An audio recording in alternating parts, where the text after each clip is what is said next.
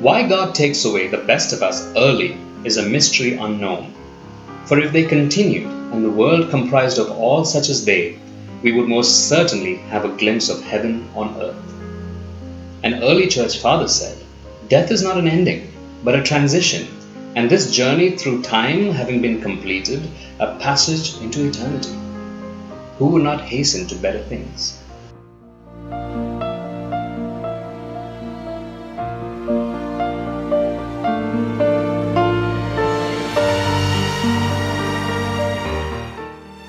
Such was the life of Mary Mathai, loving wife of Reverend Papi Mathai, affectionately called Ammachi by her grandkids, Mummy by her children, and Omana by those who knew her for long.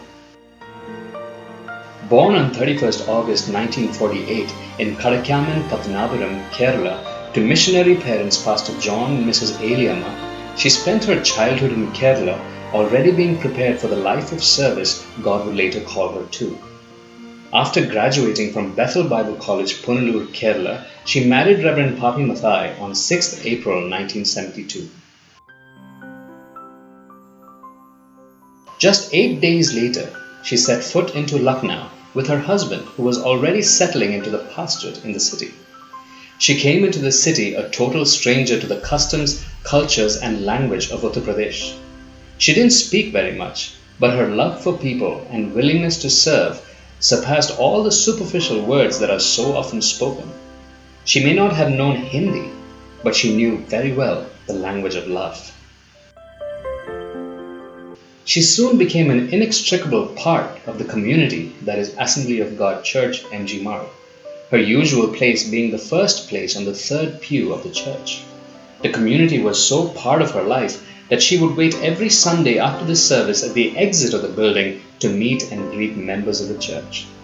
As Reverend Mathai became increasingly busy with ministry commitments that often called him away from home for long durations, Mrs. Mathai carried the awesome responsibility of caring for and nurturing the children. They had 3 children, Samuel, Tommy, and Hepzibah. She played a pivotal role in bringing them up in the fear of God.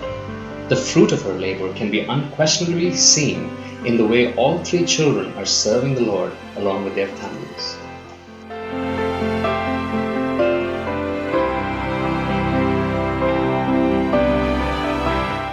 She served willingly all who came to call on the family at the parsonage.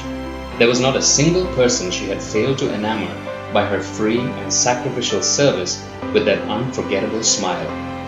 Serving countless cups of chai and serving innumerable meals to guests, her hospitality and welcome were the hallmarks of one's experience at MG Marg Parsonage.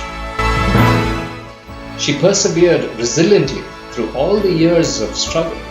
She stood beside Reverend Mathai as an anchor through thick and thin, extreme heat and cold, through dry seasons of waiting for breakthroughs and seasons of great rejoicing in the fruit of their labor. It was always a poignant sight if one perchance were to step into the parsonage at 6 a.m. on any weekday to see her spending time in prayer along with Reverend Mathai, no matter what the season. She loved freely all who came into her home. She took care of her children, daughters, and son-in-law, and grandchildren as a mother to them all, loving them deeply with her constant care and concern. Her life is irreplaceable, leaving a void that only in eternity can be filled. She is survived by her husband, Reverend Papi Mathai, and their children, Samuel and Sonia, Tommy and Kimberly, Blessing and Hepzibah, along with their grandchildren, Sophia, Stephen, Samuel Jr., Sienna, Samantha, Miracle, Joanna, and Jeremy. The Revelator declared, "Blessed are those who die in the Lord from now on. Yes, they will rest from their labor, for their deeds will follow them." Rest well, dear, dear Mummy. Rest well, dear one. Though we miss you here, and the pain is real, we also inwardly rejoice, for you have arrived at your home, gazing into the eyes of your Savior. We look forward to join you soon on the other side. Rest well, for you have labored long and hard. We love you.